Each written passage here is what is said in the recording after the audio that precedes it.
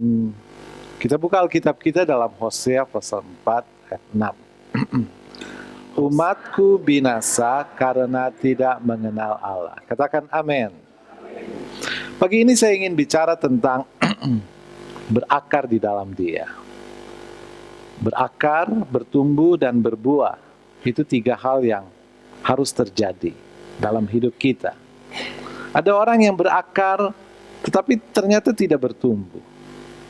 Ada orang yang bertumbuh, tetapi ternyata tidak berbuah. Jadi 3 hal ini harus terjadi dalam hidup kita. Yang pertama adalah berakar. Berakar artinya kita hidup karena Tuhan. Tuhan, manusia tanpa Tuhan seperti pohon tanpa akar.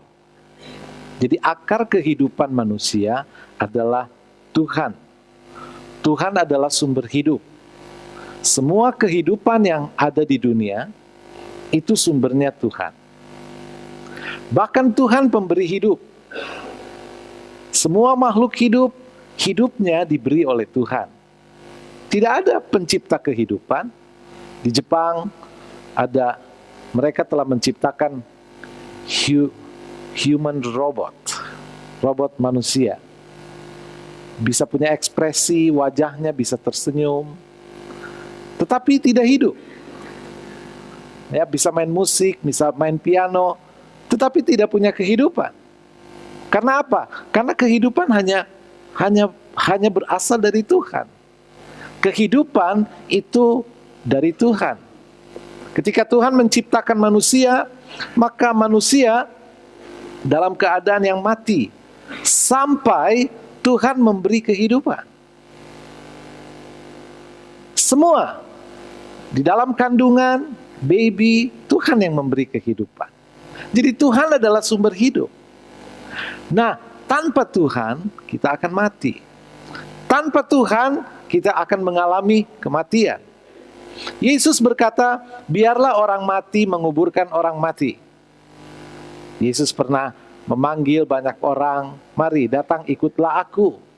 Yang satu memberi alasan, aduh Tuhan, saya mau kawin, saya mau menikah, nanti saja. Aduh Tuhan, saya sibuk banget, toko lagi rame, perusahaan lagi bagus, nanti saja. Aduh Tuhan, izinkan saya menguburkan orang tua saya yang meninggal. Lalu kepada orang ini Yesus berkata, biarlah orang mati menguburkan orang mati. Kenapa? Apa maksud Yesus? Orang yang tidak punya Tuhan sebetulnya sudah mati. Karena dia tidak punya akar. Akar hidup manusia adalah Tuhan. Akar hidup manusia adalah firman Tuhan. Jadi ketika saudara tinggalkan Tuhan, sebetulnya saudara sudah mati.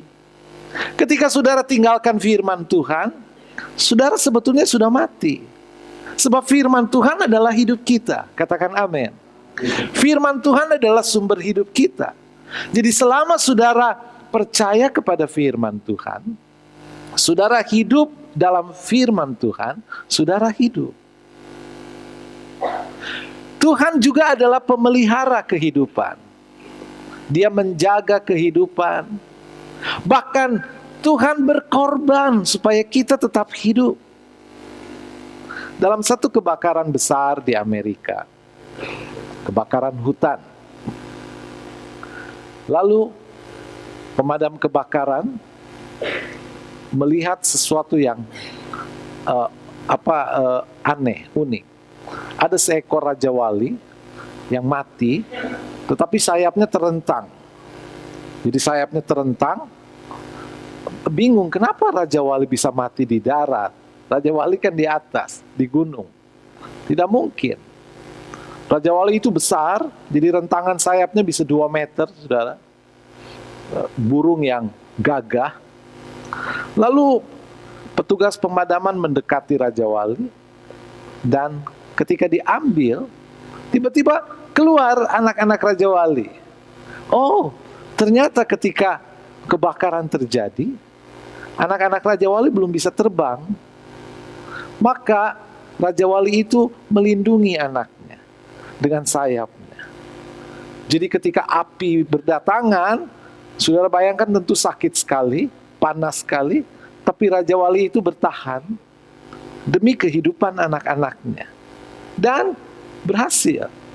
Raja Wali itu mati, tapi anak-anaknya hidup. Allah adalah pemelihara. Bukan cuma pemelihara, dia pemberi kehidupan.